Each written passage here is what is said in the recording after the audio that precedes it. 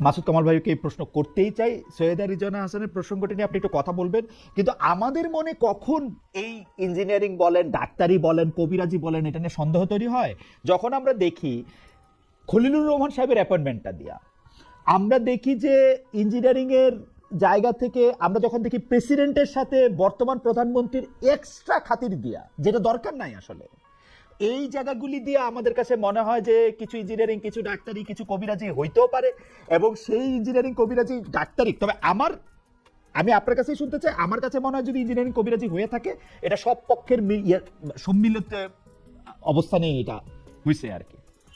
আপনার মন্তব্য শুনতে চাই মাসুদ ভাই। দেখেন, আমি ইঞ্জিনিয়ারিং হয়েছে কিনা আমি ওই ব্যাপারটা নিশ্চিত নয়, বলতে পারি না।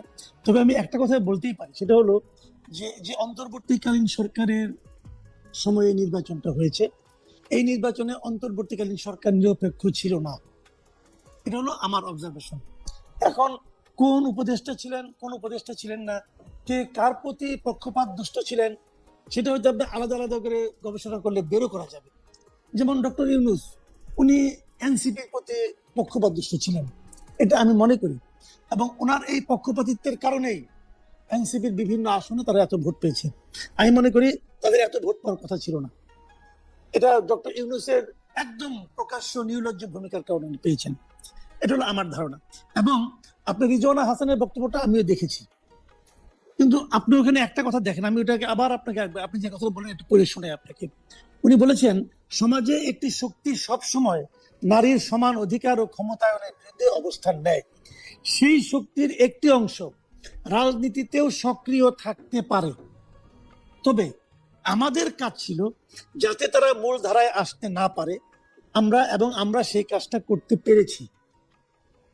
আপনি এক্ষেত্রে ওই মাজার বিরোধী শক্তির কথা বলতে পারেন, অমুক বলতে পারেন, তমুক বলতে পারেন, সব বলতে পারেন, কিন্তু যখন আপনি দেখবেন তাদের সেই শক্তির একটা অংশ রাজনীতিতেও সক্রিয় থাকতে পারে, তারপরে তারা যাতে নাকি মূল ধারায় আসতে না পারে, সেই জন্য আমরা চেষ্টা করছি। এই জন্য যখন উনি এই কথাটা বলেন, তখন আপনি যেভাবে সন্দেহ করলেন, তাহলে কি তাহের সাহেব মেনে নিচ্ছেন যে ওনারা মানে ওরকম একটা শক্তি?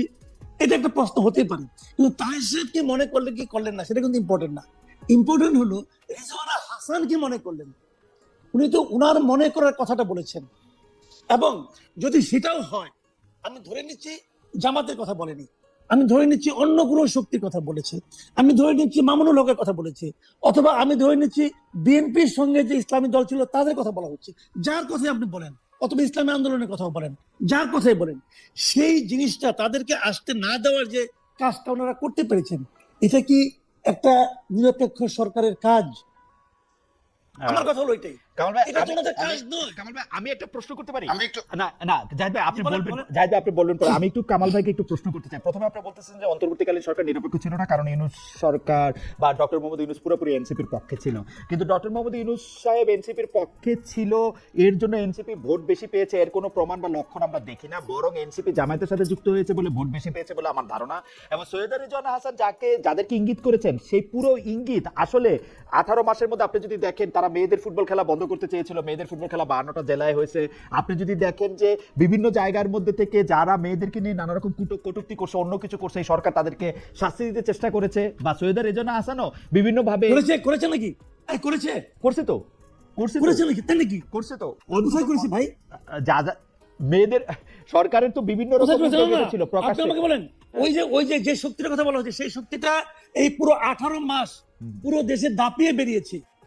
তার শাস্তি, ঢাকা ইউনিভার্সিটিতে একটা মেয়ের না। ওড়না কতটুকু ছিল, এটা নিয়ে যে লোকটা বলেছে তাকে তো ফুলের মালা দেওয়া হয়েছে। না, ফুলের মালা তো সরকার দেয় নাই। আপনি কোথায় দেখলেন? ভাই, ফুলের মালা তো আপনি সরকার কোথায় দেয় নাই। দেখলেন তাদেরকে শক্তি দেওয়া হয়েছে? সরকার দেয় নাই তো। সরকার দিতে দিয়েছে, সরকার দিতে দিয়েছে। সরকার তো নিজে, যে ইউনূস সাহেব তো নিজে যে ফুলের মালা পরাবেন না, যখন ফুলের মালা পরানো হয় তখন ইউনূস সাহেব তো ওনাদেরকে আপনি ধরে নাই, কিন্তু আপনি ওই লাইনে আসেন। কিন্তু কামাল ভাই, ওরা তো 52টা জায়গায় মেয়েদেরকে ফুটবল খেলার ব্যবস্থা করে দিয়েছে, একসাথে 52টা জায়গায় হয়েছে, 52 বা 53 বা 50টার বেশি জায়গায় এখন এইটা করছে। তারপর আপনি আরো অনেকগুলি জিনিস দেখেন যে এই সরকারের জন্য কিন্তু এগুলি হইতে পারে না। বরং আপনি যদি দেখেন, আপনি যাকে ইউনূস ব্যাক পার্টি বলতেছেন এনসিপি, সেই এনসিপি কিন্তু তাদের 6 জন বড় নারী নেতাকে বাদ দিয়ে জামায়াতে চলে গেছে, এবং সেইটার ফল তারা ভোগ করছে।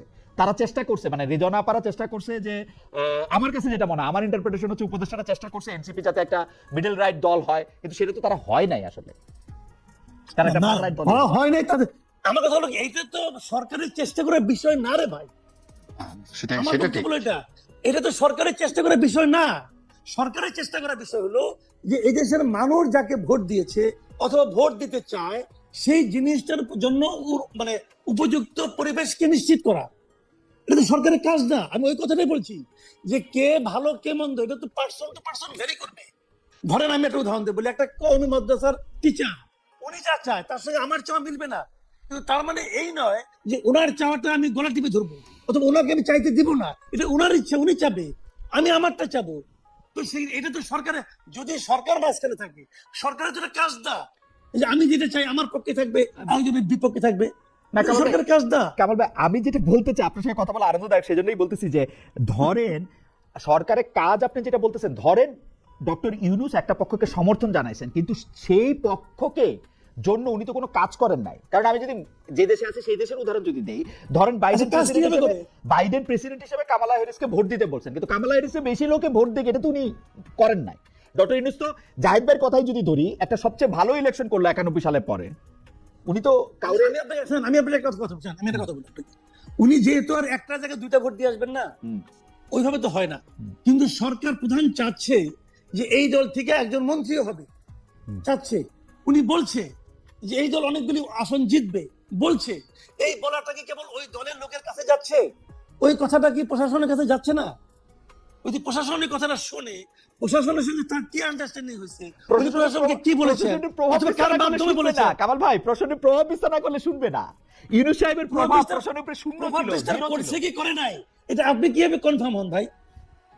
আমি কনফার্ম হই, কারণ হচ্ছে যে বিভিন্ন জায়গা থেকে যেরকম খবর টবর, কে পাস করছে, কে ফেল করছে, এটা বুঝবেন না ভাই, এটা বোঝা যাবে না, এটা হবে না। আমি বলি আপনাকে, শুনেন, উনি যে বলেছেন এই বলাটাই হলো গিয়ে প্রভাব বিস্তার। ওনার এই বলাটাই আমি তো নিশ্চিত যেমন ধরেন আমি উদাহরণ দিয়ে বলি, এই ঢাকা 8-এ নাসিরউদ্দিন পাটোয়ারি যে ভোট পেয়েছি, এই ভোটটা আমার কাছে অস্বাভাবিক ভোট মনে হয়। আমি মনে করি এখানে কিছু একটা আছে। মানে আপনি মনে করছেন পাটোয়ারি বেশি পেয়েছে, এটা মনে করছেন যে যা পাওয়ার অবশ্যই মনে বেশি পেয়েছে? অবশ্যই মনে করছি। কেবল এই গালাগালি করে এত ভোট পাওয়া যায় না। না, কিন্তু বলে লাভ নাই রে ভাই। কিন্তু জামায়াত একটা তাকে নিরঙ্কুশ মানে সমর্থন দিয়েছে। আর তাছাড়া হচ্ছে ইলেকশনের সময় এক্স ফ্যাক্টর বলে একটা কথা আছে, নাসিরউদ্দিন পাটোয়ারি একটু রক স্টারের মতো আচরণ করতেছিল, সেই জন্য মানুষের একটু আগ্রহ হইতে পারে। এটা হলো আপনার ব্যাখ্যা। শুনেন, আপনি এটা ব্যাখ্যা দিতেই পারেন, আপনার ব্যাখ্যা আমি ওটা ব্যাখ্যা দিতেই পারি। হ্যাঁ। আমার ব্যাখ্যা আপনার ব্যাখ্যা মিলতে হবে এরকম কোনো গ্যারান্টি নাই, মিলার দরকারও নাই। আচ্ছা। কিন্তু আমার বক্তব্যটা হলো আমি যেভাবে বুঝলাম আমি সেভাবে বললাম। কামাল ভাই, আপনার বিশ্লেষণে এই ইলেকশনে, মানে এই ইলেকশনটা কতটা প্রভাবিত হয়েছে, মানে এটা কি পার্সেন্টেজে আপনি বলতে পারেন যে মানে কি পরিমাণ প্রভাবিত হয়েছে, যে সে 30%, 20%, 10% প্রভাবিত হয়েছে?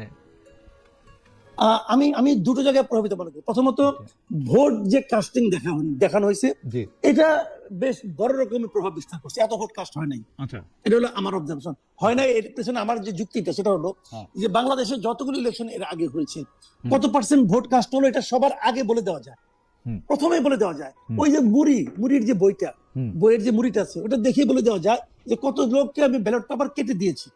সিম্পল একদম। এটা যখন পরের দিন সকাল 12টার দিকে বলা হয়, তখন বোঝা যায় যে এটা হিসাব মেলানোর কোনো ব্যাপার ছিল। এই জায়গাটা ইলেকশন কমিশন মিজারেবলি ফেল মারছে, টোটালি ফেল। আমি মনে করি এত ভোটে 60% ভোট কাস্ট হয় নাই, এটা আমি বিশ্বাস করি। এবং এইটা সরকার বেসিক্যালি করেছে হলো যে এই গণভোটটাকে গ্রহণযোগ্য মাত্রা তুলে আনার জন্য সরকার এই আকামটা করছে, মানে সরকার এবং ইলেকশন কমিশন এই আকামটা করছে। স্টেট এই জায়গা তারা একদম মানে অন্যায় করেছে, এটা একটা বিষয়। আর দ্বিতীয় বিষয় হলো ভোটের যে হিসাবটা, আমার কাছে মনে হয়েছে যে অন্তত পক্ষে আপনার এনসিপির যে 6 জন পাস করেছে এবং আরো কয়েকজন যে পাস করার মতো অবস্থানে ছিল, নাসিরউদ্দিন পাটোয়ারি অথবা সাজিদ আলম, এই জায়গাগুলোতে কিছু একটা ঝামেলা হয়তো বা হয়েছে। দেখেন, এটা কিন্তু আমি প্রমাণ করছি না, আমার কাছে প্রমাণ নাই। আচ্ছা, আমি এটাকে সন্দেহ করছি।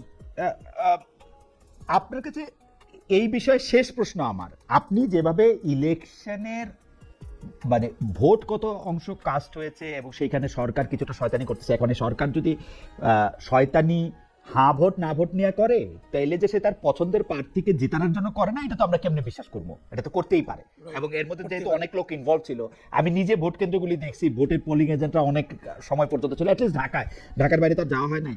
তাইলে এইটার ব্যাপারে জোরে সোরে জামায়াত ইসলামী বা এনসিপি কথা বললো না কেন? মানে তারা কনসিড করে গেল কেন? সবার আগে তারা কনসিড করে গেছে। এইটা আমি কিন্তু মাওলানা মামুনুল হককেও জিজ্ঞেস করছি, যে মাওলানা মামুনুল হক মনে করতেছে যে তারা এরকম ভোটে হারায় দেওয়া হয়েছে, তারপরেও তারা এরকম এটা, কিন্তু জামায়াতের পক্ষ থেকে কিন্তু মামুনুল হককে নিয়ে, এনসিপির পক্ষ থেকে মামুনুল হককে নিয়ে বিশাল কোনো কিছু শোনা যায় নাই। তারা পাটোয়ারি নিয়ে দুই চারটা শব্দ বলছে, কিন্তু এটা কেন? মানে এটা কেন, এটা আমি তাদের কথা, তাদের মনের ভাব, তাদের অন্তর্নিহিত কারণ আমি তো বলতে পারবো না, কারণ আমি তো পার্টি করি না। কিন্তু আমি যেগুলো শুনেছি, শোনা হলো যে এটা এক ধরনের আন্ডারস্ট্যান্ডিং নাকি ছিল। যেমন অনেকেই বলেছে যে জামায়াতের আমির সাহেব উনি জিতেন নাই, বলে ওনাকে জেতানো হয়েছে এবং এর বিনিময়ে মামুনুল হককে হারানো হয়েছে, এরকম বলা হয়েছে। এখন এইগুলি সত্য মিথ্যা আমি বলতে পারবো না, কিন্তু ওখানকার মানুষজন এগুলো বলে, ওই এলাকার লোকজন এগুলো বলে যে এই সমস্ত আওয়াজ তো উঠছে রে ভাই, এখন তুমি কিছু নাও, আমার কিছু দাও,